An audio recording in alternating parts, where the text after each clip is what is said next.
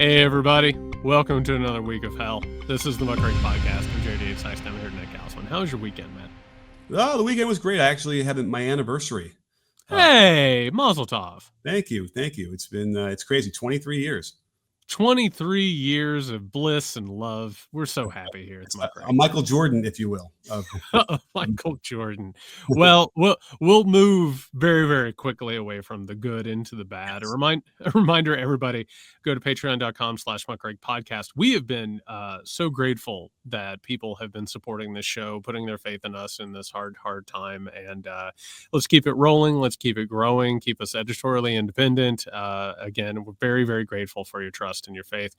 Also, you gain access to the Weekender episode on Friday. And Nick, I think I speak for both of us when I say there are no days off anymore.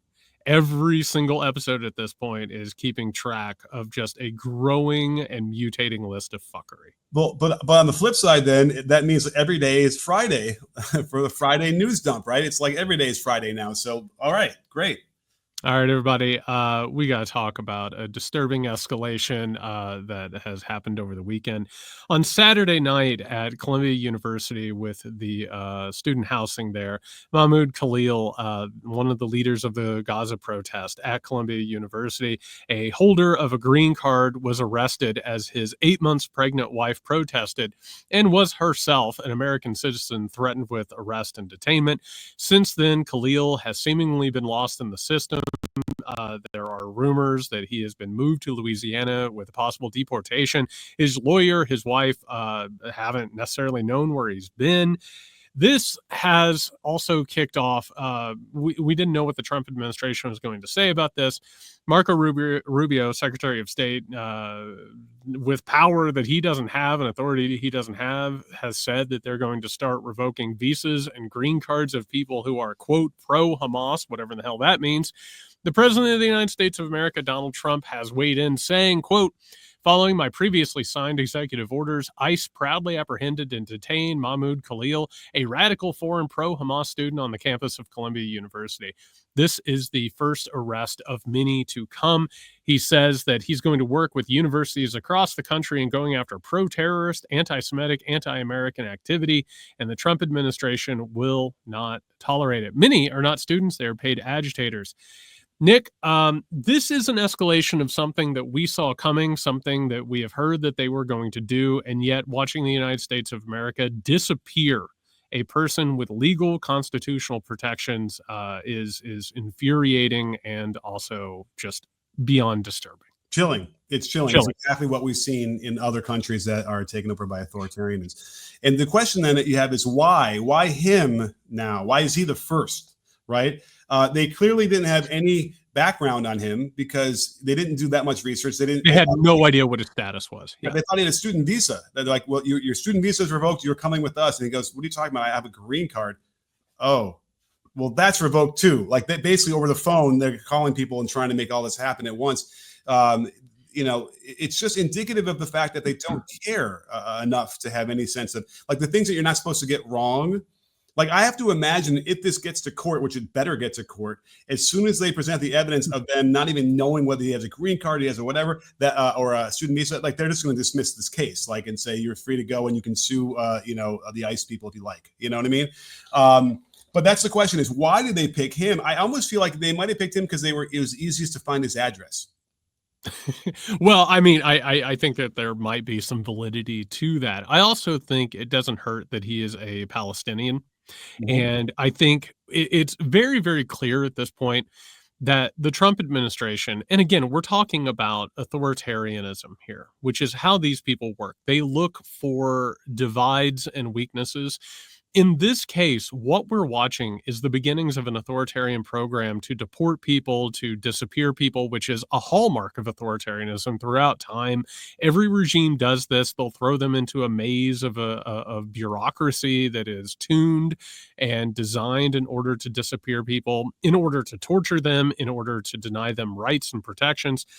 But Nick, it's taking advantage of the liberal, progressive, nascent left coalition.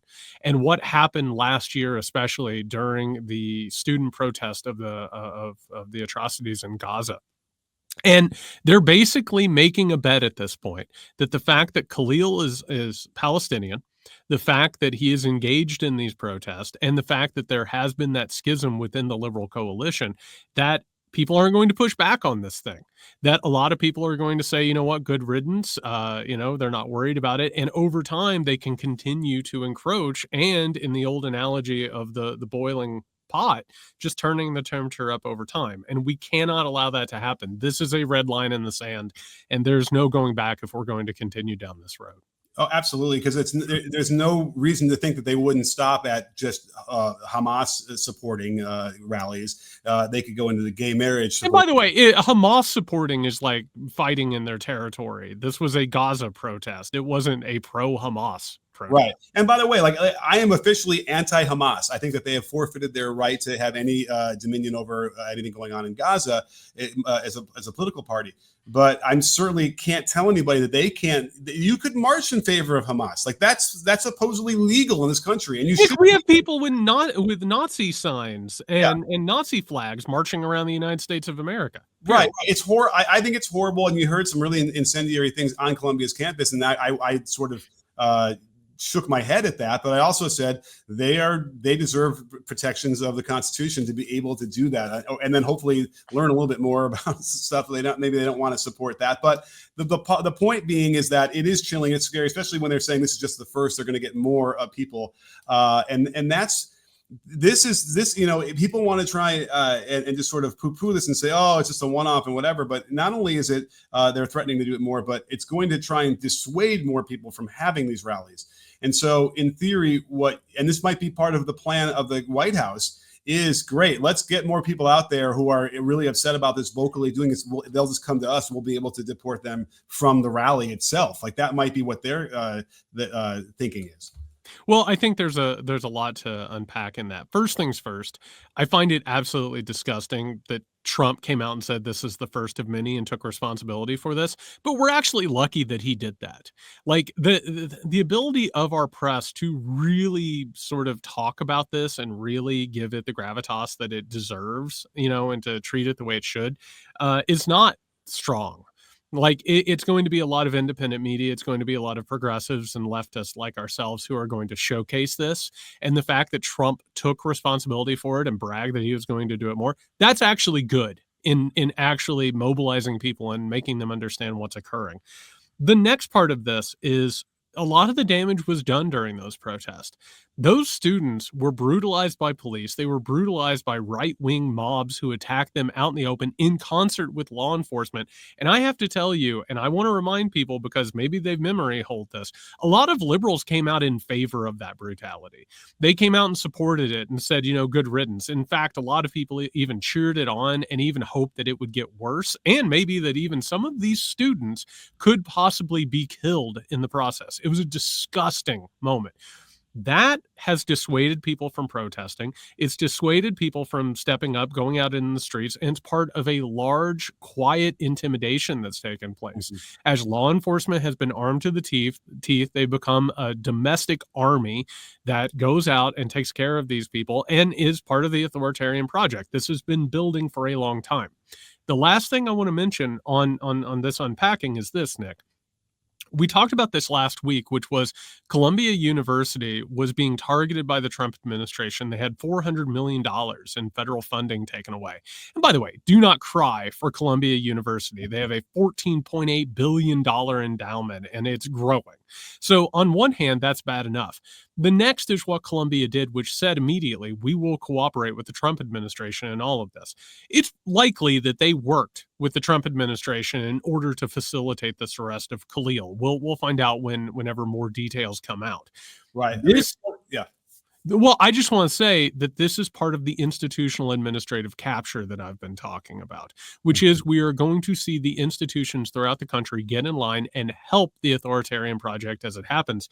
And again, we're being herded into a place. And once that gate gets closed and we do not have the ability to protest, or else we might be disappeared or sent to El Salvador or Guantanamo Bay, that's when things start getting incredibly hairy. And the time to stop it was yesterday, and the other time to stop it is right now.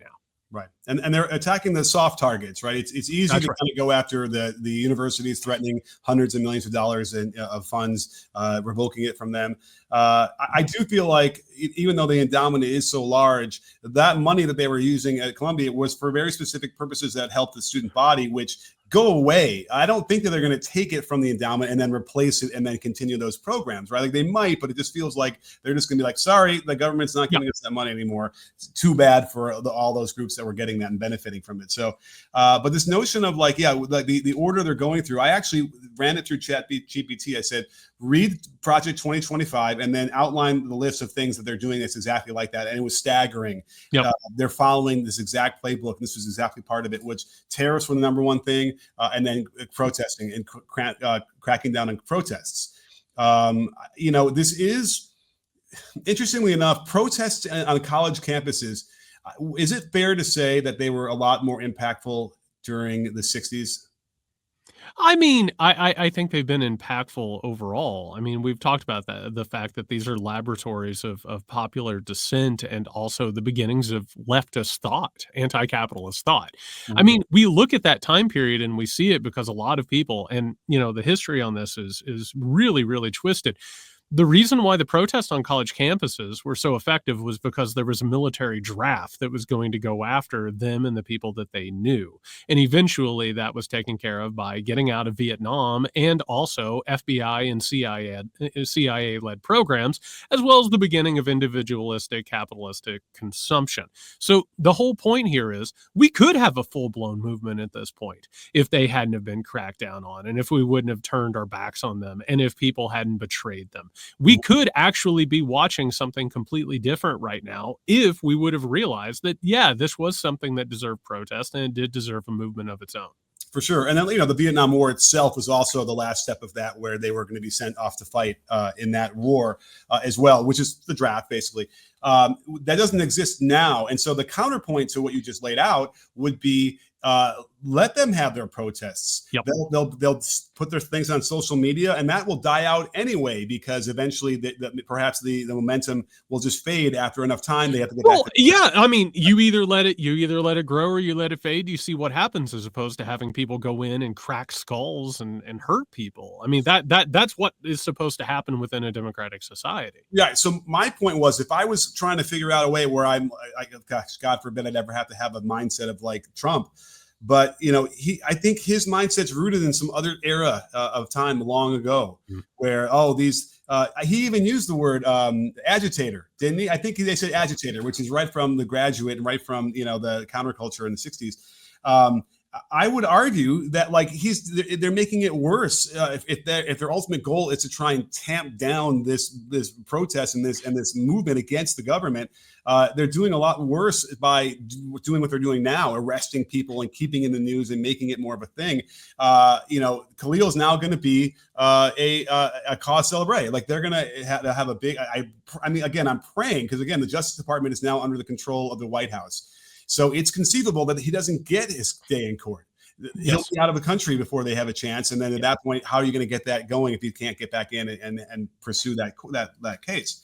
But you could argue that if they just let them do this and have their things, it wouldn't cause as much of an uproar. And they would be able to continue doing what they're doing anyway. So, and people wouldn't have to suffer the way they're doing that. Now, your reaction looks to me as if you're upset that I would even consider the fact that protests on campuses wouldn't have an effect.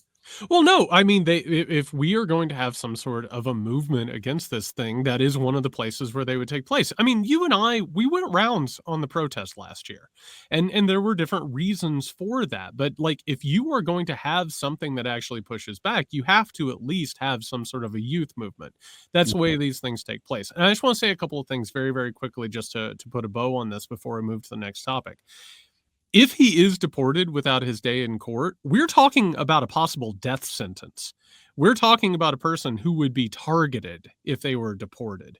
We are also, and I don't think it's a coincidence here, that we have a lot of Zionist groups that are creating basically targets within the U.S. college system in order for the Trump administration to go after them. And they are openly just talking about this and congratulating Trump on doing this. When you take a look at all of these things together, you can't help but recognize that this is a growing authoritarian system. And I don't care if our listeners, if they are absolutely disgusted by student protests that are protesting the atrocities in Gaza. If you don't agree with it, that's totally fine. But you either believe that these people have a right to protest and the First Amendment is actually a thing, or you don't. And if you don't, you might as well line up and say that you don't and stop walking around talking about espoused principles.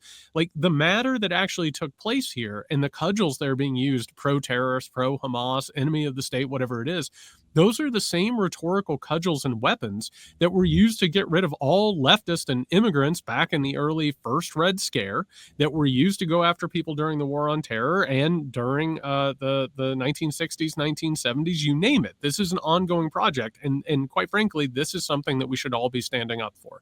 What's interesting in mind, real quickly, would be that it's so singularly targeted at Palestinians and this pro-Hamas notion of getting people, because they had signaled that they were going to crack down on college protests. And then you had to start thinking, well, are they talking about like the government and Trump specifically? The fact that they're going after Palestinians is some notion that there's a connection between Netanyahu and Trump. Where is Netanyahu getting him to do that? Is Trump so buddy with him? He's just like, you know what? I'm going to do you a solid, BB. I'm going to start kicking out people who are pro-Hamas, just, for shits and giggles. Like, I don't know what that is evidence of, but it's got to be something of an entrenchment there that's troubling. Well, it's hand in hand. I mean, it goes back to the thing that we're always talking about when it comes to the Republican Party and Trump and Russia.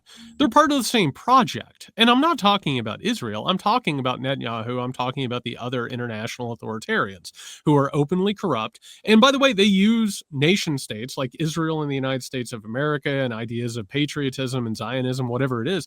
They use those as covers for what is actually taking place here, which is hurting people, exploiting people, and counting your profits at the same time. And for the record, this doesn't just end with college protesters. That's just where they see an opening for it. Next up, we're talking about naturalized citizens. They've already made that abundantly clear. They've already talked about it. They've already said that is coming. What we're looking at here is part of a project that works both ways. It's reciprocal, and as it marches forward, those ties are only going to grow. All right. On the same sort of wavelength, Nick, we also saw the Trump administration go after the law firm of Perkins Coie for their work with the Clinton campaign back in 2016, which has shut off access to federal buildings and personnel, which more or less has neutralized the law firm. It's once more a type of lawfare. And if that isn't enough, in true fashion, just like Trump had said when it came to protesters, he's already said there are plenty other ones, quote, bad firms that need to be gone after. This is exactly what Trump was saying that Biden and other Democrats before him were doing with lawfare, and they've just sort of let the dogs loose on this one. Yeah, and really, why they're targeting Perkins Coie is because they're the ones who took up the Steele dossier and started paying him. They were part of the nexus of there. So he says there's many more. No one else was involved in the Russia stuff. By the way, can we just clear this up? I texted you before. I got into this bizarre conversation about Russia. That is simply him echoing Marsha from the Brady Bunch. Why is that? Is that not clear to everybody? First of all, to walk into that demented hall of mirrors and to walk out unscathed is almost impossible. But yes, that is true. Because the dude was like mid-20s when that episode comes out. I think that's old for someone at that era to be watching the Brady Bunch. That's what's weird. Like even weirder. Like talk about Arrested Development. That's where Trump lies. But at any rate, so this notion that they're going to pull apart that, law firms are supposed to be able to represent whoever needs representing, right? And let's not forget that there was a Republican law firm who had originally hired Steele to do the stuff against Trump. I don't think they're going to get any dings on this or any kind of access taken away. This is really problematic again, and this sounds just like the id, just cold revenge on probably a small group of people. He's trying to make it seem like it's going to be a lot, but I have a feeling it's going to be very targeted to just anybody who participated in the Russia investigation. Yeah, and the thing is, this isn't going to end with Perkins Coie, and to understand politics as they actually take place, There are entire ecosystems that are built around our political systems. You have one law firm after another that works with political candidates and political parties. This is open season to basically say anyone that works with Democrats, anybody who works with anybody that Donald Trump even perceives as a political enemy, that they are going to be targeted. On top of that, though, Nick, there is another layer to it, and it's about escalation. It's about constantly growing this thing out. These law firms are being intimidated so that they don't represent people that Donald Trump doesn't like and considers his enemies, so that they won't hire people who are going to work within their organizations for causes and ideas that Donald Trump and people around him dislike. And on top of that, at the next level are NGOs, the non-governmental organizations, which have been getting relentless heat from Elon Musk, Donald Trump, and MAGA and this entire group of assholes. That is context for how we're probably going to start seeing the government go after NGOs and start going after nonprofits and these institutions that are out there, which, by the way, were created mostly in order to take care of the things that the government wasn't taking care of, to lobby for those things, to carry out programs that the government no longer wanted to take care of. So you're going to start seeing that net that is going to start being shredded. And this more or less is sort of the opening salvo of a much larger assault. Right. You actually used a term earlier, a large, quiet intimidation quest. I'm not sure quiet is even the right word to describe this at this point, right? Intimidation seems to be the word of the day across all facets of what the government's trying to do. And it's exactly what they did in Germany, right? I mean, listen, you can condemn people who are innocent Germans for not stepping up to the Nazis and trying to stop that. But you could also have to recognize that there was a huge amount of intimidation that was going on daily that would scare normal folks from wanting to engage. Well, and that whole process, and I'm glad that you brought it up. I've been talking about this over on my Substack, Dispatches from a Collapsing State. One of the things that occurred, and I always try and bring this up because the way that we view authoritarianism is completely skewed. It's mythologized by conventional history. There's this idea that, like, in an authoritarian society, there's a gun trained at everybody's head, right? Or some sort of implicit threat against them. When people like the Nazis or the fascists or other authoritarians take over, they go into these institutions, including higher education, including law firms, including all these different sort of bodies. And they basically go in and they're like, hey, there's a new sheriff in town, and you're going to go along with us. And there is an implicit message, which is the people who go along with us will profit and they'll be safe, and the people who don't are going to be destroyed.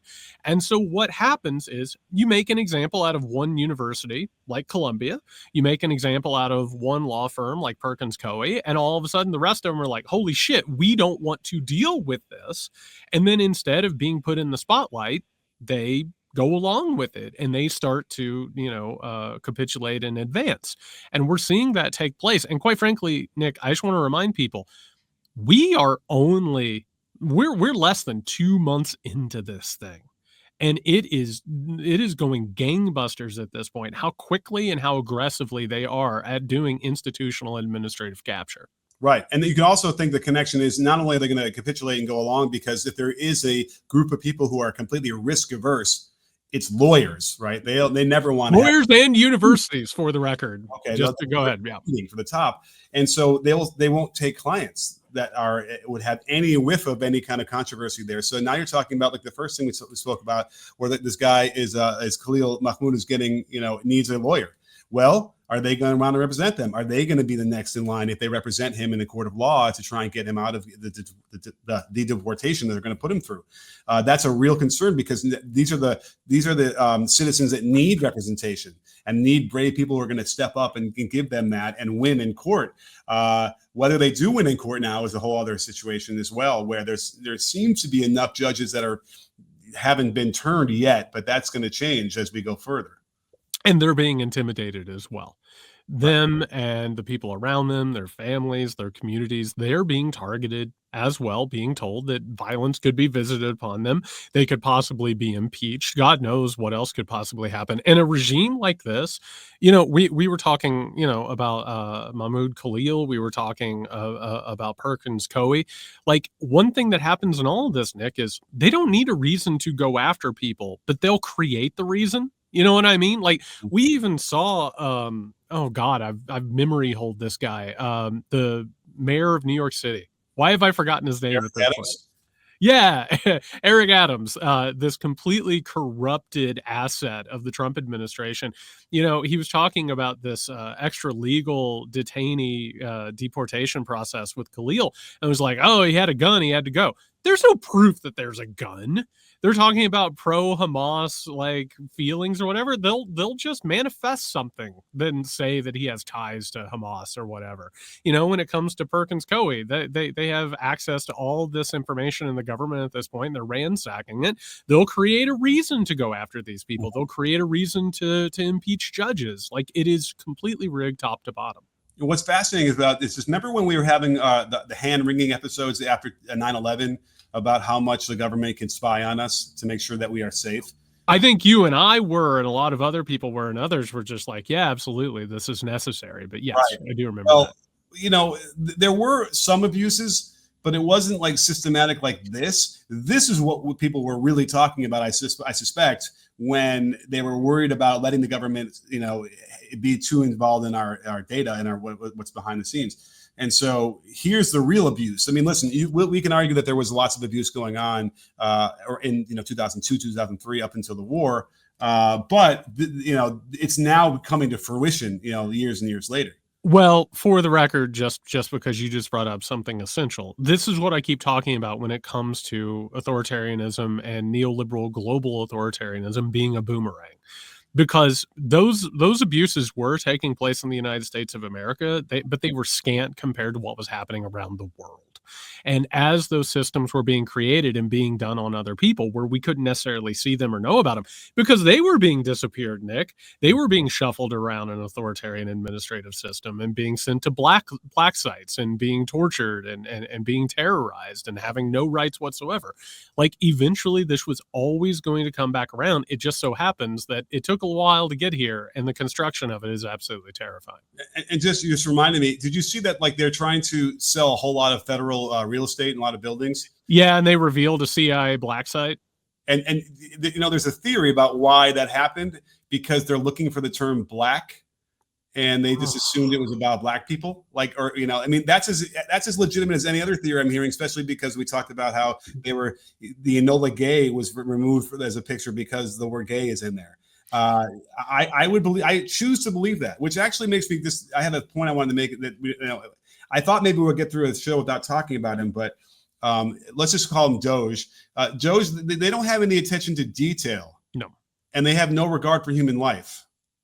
So if you mix those two things, right, that's really where we're in a lot of trouble. And that sort of encapsulates, I think, the authoritarian state, right? There is someone like Elon Musk. I just saw this movie, Mickey 16, 17, 18. 17, yeah. And, they just basically create this guy so he can go out and be a guinea pig and a sacrifice every time they need to check something. And this is sort of what Elon Musk is like, right? They don't care about individuals at all. They're willing to sacrifice millions of people if they can get enough data points to then somehow, in their minds, improve whatever the situation is. Yeah, and that's the unfortunate nature of this thing, is not only is it cruel and brutal and anti-human, it's also sloppy and stupid. Right. And that gives us some opportunities to resist it and fight back against it. We're very lucky. I was having a conversation earlier today with a friend of the pod, Danielle Moody, and I was talking about how lucky we are, how obvious they're making it. Not just Elon Musk being front and center, but like I said, Donald Trump taking full accountability. He didn't need to. He really did not need to come out and make that comment about Khalil, but to go ahead and say, not only did we do this, and not only are we doing this, we're going to do it a lot more. We're very lucky that they're that stupid. But at the same time, Nick, it's just like handing over a deadly weapon to somebody who doesn't care what happens to anybody else, and also just sort of wielding it without any concern or any forethought whatsoever. Right. I'm almost picturing the next time they do that, if it's tipped off or they know, enough of a protest comes to literally physically prevent ICE from removing somebody to an off site. Khalil is now in Louisiana.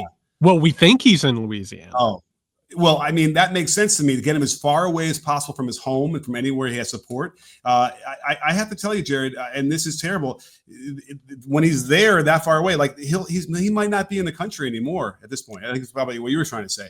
Yeah, we have no idea. Because at the very least you think, okay, they're going to have him in a holding cell in Manhattan or somewhere where, nearby where he is and where he can get legal representation or whatever. The fact that they've already done that, if that's true, is really chilling. And it's the intimidation factor, but it's the blatant disregard for the laws. And we don't even know what the Supreme Court would do in a situation like this, right? I would like to think that they would uphold the Constitution, but I have no idea. Yeah, we're back to praying to the patron saint of Amy Coney Barrett. Right, if you want to know how bad it is. But by the way, speaking of good news, Nick, we've been talking about the building backlash, and things are gaining some momentum, and we have some positive things to discuss here. The popular backlash against this, you can start to see signs of it throughout culture at this point. We're seeing massive protests around the country, including in Washington, D.C. We're seeing just normal people showing up on their Saturdays and Sundays to protest at Tesla dealerships and in order to carry out a boycott against Tesla. And by the way, if you've looked at Tesla's numbers lately, they are abysmal. We've also seen a consumer backlash against Tesla in which people are using it as a popular rallying point. On top of that, GOP representatives who have been holding their town halls have been so bombarded by people of both political stripes, Republicans and Democrats, that several of them have been leaving early. Speaker of the House, Mike Johnson, has told his members to stop holding these town halls, and the right has started pretending that all of this is paid agitators and paid actors, paid for by George Soros and the NGOs and all that good stuff. But Nick, what we are seeing is an urge in this country to push back against these things, which if you're looking for any signs of optimism at this point, it's that this is wildly unpopular and that the people are willing to get out there and fight this thing if only somebody will help them fight it. I agree. It is encouraging. It's great to see the Tesla protests. The destruction of property tends to become a lightning rod here, right? Where we're making, having protests, things get out of hand and Teslas get burned. Parenthetically, I just checked the stock prices. We hadn't looked at it in a little while. Are you aware? I mean, can I just give the context here? In the past month, it's down almost 37%. Which is listen. I'm a humble man. I have to assume that ain't great. No, and the Dow Jones is down as well. But here's the only problem with this. Are you with me? Are you sitting down? I can't wait. This is all part of the plan. See, okay, well, I understand where you're coming from. You're worried that protests are just going to lead to crackdowns, and that's where it's going. But what are we supposed to do? Lay down and play possum like James fucking Carville says? No, I'm sorry. I'm speaking parallel to this in a way that's too cryptic. I'm sorry. Part of the plan, by the way, but the social unrest is part of the plan as well. But I think that crashing the stock market and tanking the economy, which is, because what you're saying as far as when we're talking that's about, what I've been very vocal about that. Yes. Yeah. The Dow, all those things going down is a reaction to the general sentiment in the country, but also the economic factors, which will also lead to unrest and protests, and the town hall stuff, which, wasn't it back at some point, I thought in our lifetime, if you were to go on a nationally broadcasted show and pretend or say something like these are paid protesters, Soros, yada, yada, you couldn't say that unless, or at least the host would not allow you to say that without severe pushback and demand for evidence of that. Isn't that? Am I crazy or am I thinking about things wrong? No, that has been normalized. And again, I don't like giving free advice to Republicans, but going around and saying that the people who voted for you and people who vote for you aren't real and they're paid actors, that's not a great avenue towards getting reelected. No. It's just not. But also, is it safe to say that if you are a congressman, for instance, governing a wide swath of people in a big area of a state, it's safe to say that some of your constituents did not vote for you and are not on your side politically, and yet they're going to go to a town hall, not paid. And I don't know. The bottom line is, if you're going to level that kind of charge, then you better have receipts. And you better be able to prove that, or else you're shut off and they cut off your mic and they kick you off that show, never to return. But the point being that I was just sort of making was I worry that, obviously Trump has so much debt, and even if you want to say he's already made a lot of money off of crypto, whatever, he might not have pulled it out yet. So if he's got all this debt and it's accruing and their interest rates continue to go up, it makes it more expensive. So that is why you can't have a president who's got hundreds of millions of dollars of worth of debt, because he's going to manipulate the market. And here's the thing is, he could say one tweet could crash the market or give it a big dip. They could all buy that on that. And then if he can't control the Fed, and that's supposed to be how it works, they can't make them lower the interest rates. Well, he could tank the economy, which would trigger the Fed lowering the rates in some hope of averting catastrophe, right? That could be what's happening. I mean, Nick, when you say it that way, it doesn't sound great. And a reminder, we have the most blackmailable president and the most blackmailable oligarchical coup carrying out guy ever right now in charge. And by the way, we'll talk more in a second about some of these nefarious tech plans that they've got.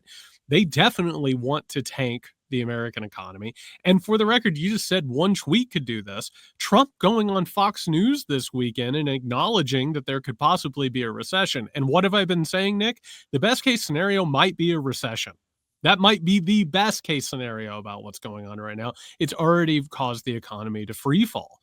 Well, if you look around, though, this popular discontent, it's only going to grow as these things get worse. I keep saying there's always an equal and opposite reaction to an authoritarian movement seizing power and carrying out their agenda.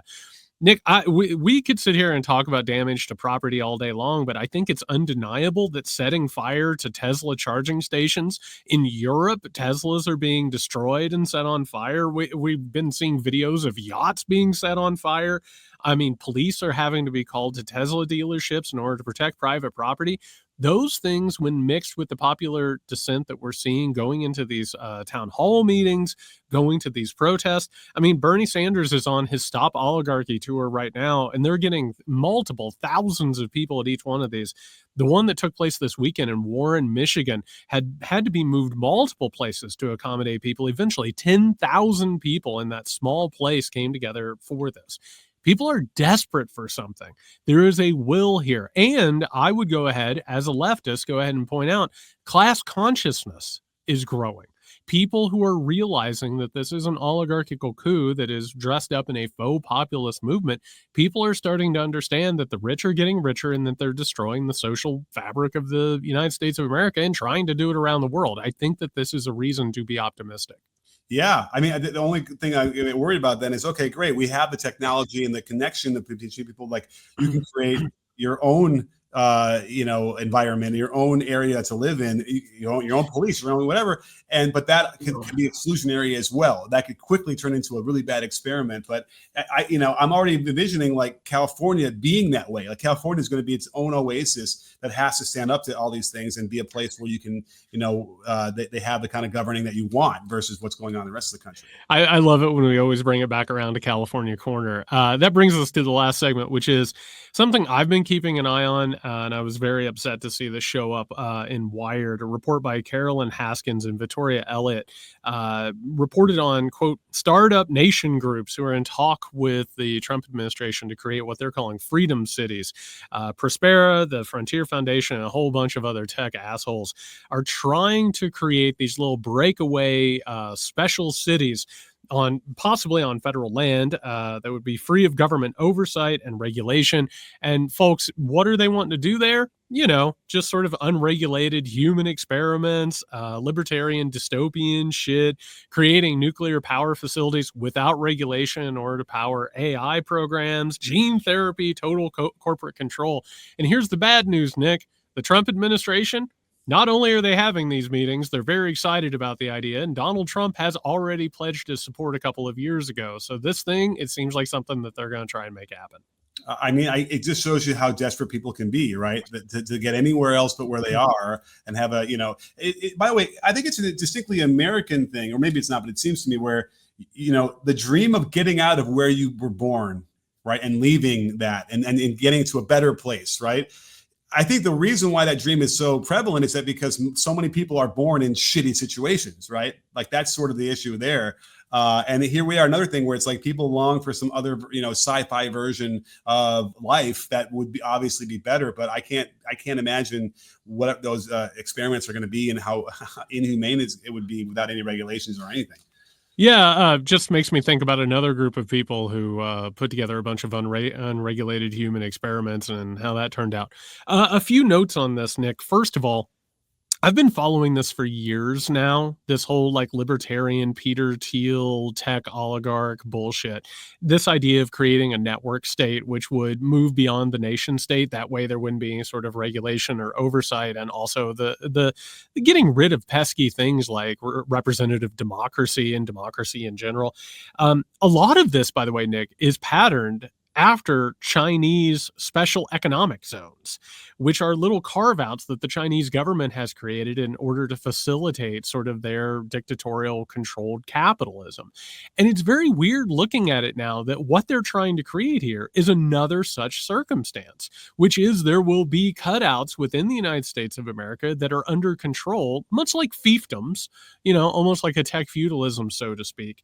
And I have a little bit of inside information on some of this when I've been talking to multiple sources that these right-wing think tanks and institutes that I'm always talking about, which are controlled by the wealth and oligarchical class, they're already trying to find the legal justification for this. And I know it shouldn't surprise anybody. They're looking at the Supreme Court.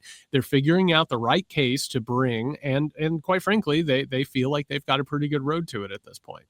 Well, imagine this, because I actually was intrigued by this notion of having these, because let's just say you met somebody or a family and they align perfectly with what you believe politically, right? And ethically and all those different things. Well, that's great. And then imagine if you met like 100 families and they all exactly lined up, and like, gosh, wouldn't it be great if we could just live in an area together and have these laws that we all agree with, and have this community run that way, and have these different support groups and support we can have like that, build our own government in a way and have it, which is sort of like what happens in America. Wouldn't that be something great? Wouldn't you want to have that? Wait, are we moving into a compound outside of Waco, Texas? So I guess the natural inclination is to assume that if you were to create something like this, you'd obviously want to have like a wall around it, perhaps, right? Because you don't want to have people who don't want to live that way in there with you. I suppose it rapidly becomes corrupted and problematic, but in some respects, when we're having these conversations and you look across the aisle and hear how different we are and how different we believe this country should be run, it feels that way anyway, right? Well, there's never going to be any kind of integration there. So let's just create our own areas, and if we can make it as big or small as we can, to live the way we believe that the country should be run. Well, okay, so a couple things here. First off, the old idea was the Peter Thiel idea that they should create floating island nation states. That was the old idea. And why was he considering doing that? Because I don't know if you've looked around, the world has been settled. There's not a whole lot of free real estate anymore. All of a sudden now the plan has changed to going onto federal lands or taking over the United States government in order to create these special zones, right? Mm-hmm. So the plan has evolved at this point. And by the way, like, where would be a good place to do this? Someplace like Greenland would be like a really great place to try and pull something like this off. That's really strange. They would have access to the resources that they want. They would have the free real estate that they want. I don't know. I'm just spitballing here, Nick. I just, it's a weird thing that's going through my head. But the entire point is, we've been told for years, you can't change things, right? This is where you are. These are the institutions that we have. And for the record, I'm a leftist. I have a much different idea of how things should run. I have a much different idea of how these things should be organized. I've been told that it's dangerous, that I want to try something different, that I want to try new methods. The same people who have been screaming that it's wrong to try new methods, Nick, wouldn't you believe it? They get in power. Oh man, we really need to try some new things. And what is their idea? Company towns, fiefdoms, feudal areas. And anybody who has studied any of this understands that once you get into corporate town, once you get into a company town, once you get into a fiefdom, once you get into a feudal land, you know what they do? They don't let you leave, Nick. They don't give you a lot of opportunity, and also they control you economically and politically and culturally. These aren't economic liberation zones. They are aspiring authoritarian zones that are to the tune and the favor of the corporate tech oligarchs that we've been talking about and warning about now for years. Yeah. I mean, the farther we get away from like the 50s factory towns or the 40s factory towns, which, by the way, were created because conditions need to be bad enough, right, where people are willing to uproot themselves from where they were living and settle somewhere new and go work at a job where you're going to basically die at right after decades and decades of working there. In some weird way, that was actually looked up to, right? People wanted that. I wanted to have a job. Well, they didn't have a lot of options, for the record. Yeah. What's that? They didn't have a lot of options. Right. And so we're kind of in the same situation here where they're trying to make it where nobody has any options. And then you'll be able to fill these positions easily because where I am now, the material conditions are so bad, I need to do something else. It's all very, very concerning because, again, you have these rich people that don't have any concern for life. Individual human life. And so whatever they can do to make their bottom line go up, they will do. They don't care. And that's you know, at some point, the United States did not seem to stand for that. We did not have leaders that believe that.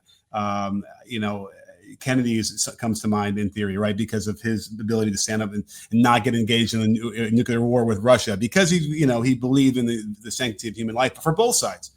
Anyway, so I don't think we have that anymore, right? I would make the argument that we had a veneer that we didn't believe in that. Like, we had a short little time span there after World War II up until the rise of neoliberalism, in which at least the consensus was that you were supposed to do something different. But what happened behind the scenes, Nick? You had the military-industrial complex, the CIA, the FBI, all of these different consortiums that were going around the world, I don't know, disappearing people so that their families couldn't find them and taking them to places where you could never know where they were. We also went ahead and worked with dictators around the world who took care of like special little cutouts like this. Yeah. You know, we helped things like apartheid, which of course birthed us Elon Musk and where we're at.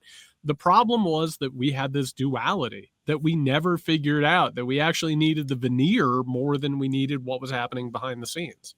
Right. That's another good point. So, the veneer is important, right? Like, remember that democracy only exists in so much as people choose to believe it exists. And as they slowly kill that off and more people don't believe that we're in a democracy, then we're not. That's it. And I don't know what that meter is right now, but it's got to be on the way down. The meter's low. Yeah. The meter is very, very low. All right, everybody. Just a reminder. These are really important things we're talking about. We're not doing this just for the fun of it. Go out and talk to people, organize, get the people in your workplace, get the people in your community, get them all on the same page and be ready, because we're going through so many red lines at this point. All right, we're going to be back with The Weekender on Friday. Remember, go to patreon.com/MyCorrectPodcast, support the show, keep us editorially independent. You'll be able to listen to The Weekender episode. In the meantime, you can find Nick on Blue Sky. Nick Hauselman, you can find me at Sexton. Be safe.